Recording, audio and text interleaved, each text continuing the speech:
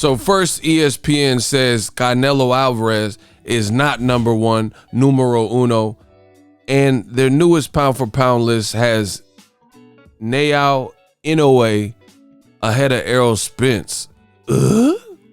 What up, Fight World? It's your boy Ego, and I'm back with some more boxing. Make sure you smash the like button. Also subscribe to the channel for the latest and greatest in boxing. Let's jump right into it. ESPN, looking like a whole lot of cap. I think pound for pound is Canelo, number one. I made a video about this. They have articles, and so you see their on-screen graphic after Canelo just fought. They revamped the list only to not put Canelo in the number one spot. But on their graphic designer used the likeness and the image of Canelo to clout chase Canelo's brand, but they still didn't put him number one. Then you look at their website, it says why Canelo Alvarez is INT, boxing's pound for pound king. So they won't give him the honor. The whole list is a mess, in my opinion, and I understand pound for pound lists will be subjective. You could easily have ERROL SPENCE number one pound for pound. Funny enough, with the Canelo situation, before I move on to the Spence INOUE, is Crawford, I had been telling you he was pound for pound number one for a long time, especially after he became undisputed and then Andre Ward retired. However, ESPN did not agree with that. They didn't agree with this claim, and they even had their on-screen personality at the time, Teddy Atlas, who denounced Terrence Crawford and Andre Ward as the number one. Now, the ESPN fighter mysteriously is on the pound for pound list, but it only took for a fighter with the complexion for the protection from Ukraine, Lomachenko, to lose to Teofimo. Now they don't want to put anyone above Terrence Crawford. But why? See, when I was telling you Terrence Crawford was number one, it made more sense because he was undisputed before Usyk, and nobody had recently done that. And he was pulling away, showing separation. But the reason why I bumped Canelo into the pound for pound slot is because now Canelo, he's the A side. So he has a lot of options. And in the last several years, he's fought Gennady Golovkin not once, but twice. He fought Callum Smith, who was still a champion. Do I think he was the best super middleweight? No, but he was still top three. I do think Caleb Plant and David Benavidez were, above him skillfully and stylistically harder for Canelo. But Callum Smith was still a champion. We must respect that. And he got tore out the frame, right? And meanwhile, Terrence Crawford hasn't been able to hone in and key in on those names because of, his promotion and the way he's marketed. His own promoter threw him under the bus, said he's not promoting himself. So he can't get the big fights. We know the playground is full in Terrence Crawford's division, in the welterweight division.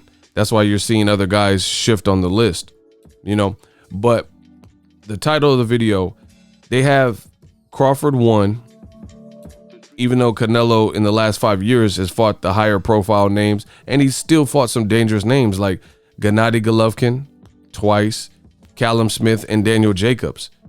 Crawford, mean machine, he had a tough time, and you got Jeff Horns and Jose Benavidez, who was on a pretty lengthy layoff, and he had a pretty intense fight. So I gotta give it to the Canelo for number one, or ERROL SPENCE.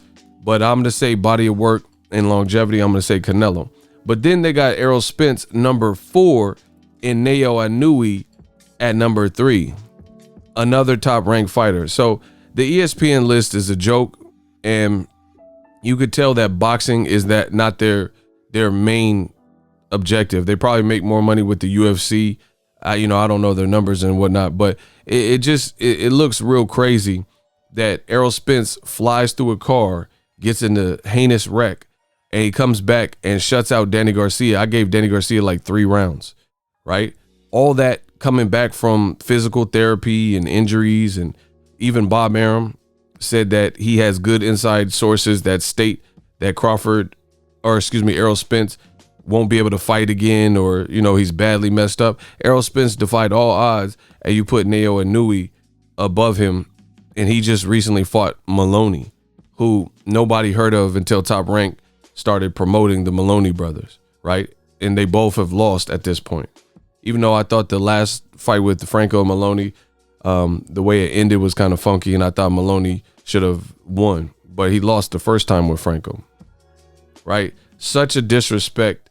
You don't even see Charlo brothers on the list. It's like they have ESPN and some of these big wig lists. They have like a 2 black maximum. Like they only put a certain amount of black fighters on the list. Like they have Tank creeping up at number 10, but how is Tank, who's done sensational, how is he at the back of the list tied with Golovkin? And Golovkin has been fighting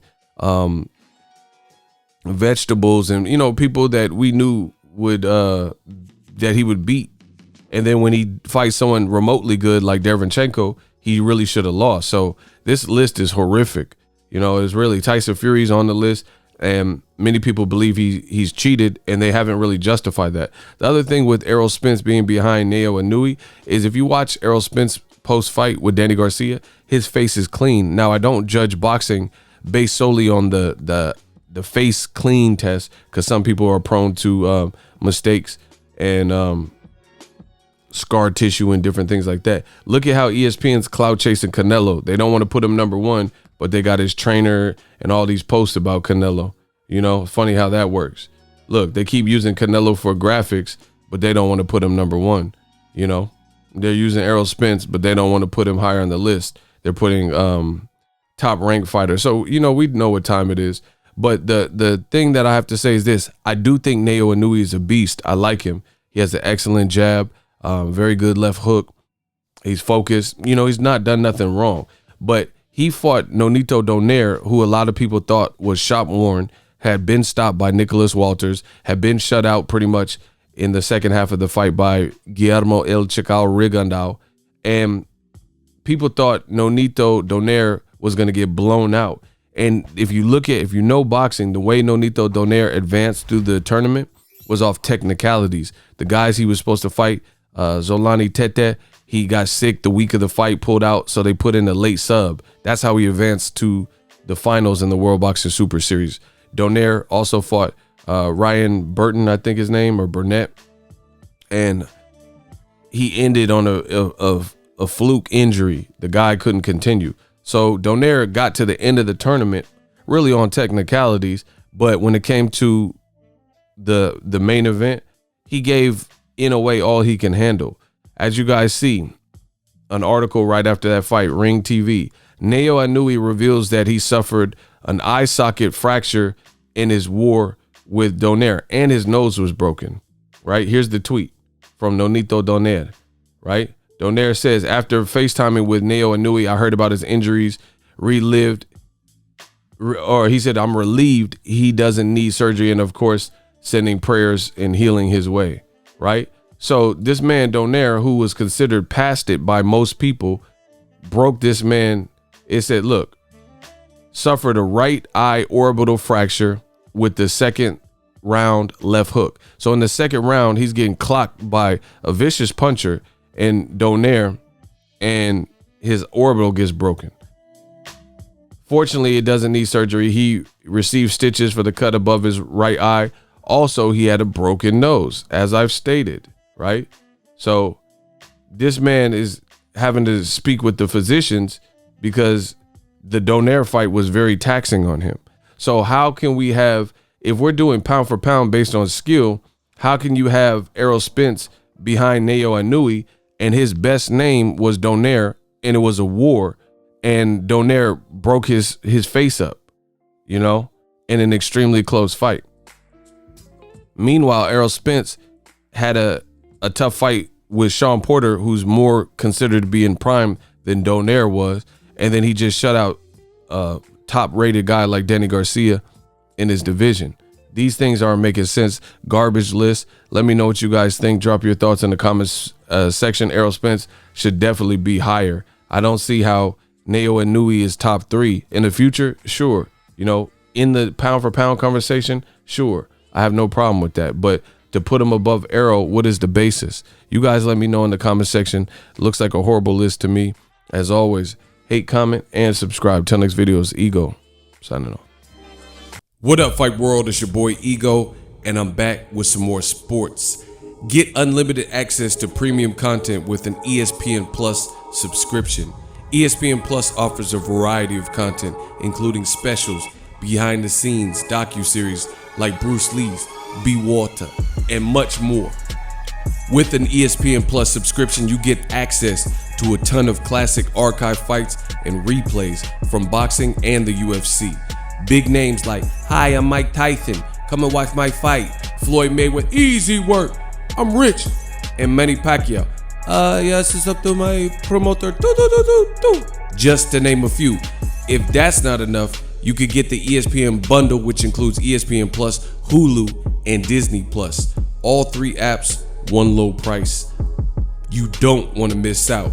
Make sure you guys click that link in the description box of all of my videos. Ego signing off. So if you enjoyed this video and want more content like this on the channel, you can show your appreciation by going to the PayPal donate button or the YouTube support button, and you can donate any amount that you feel is equivalent to the value of this video. Much more to come. Thank you guys for your support. Boxing Ego, the future of boxing.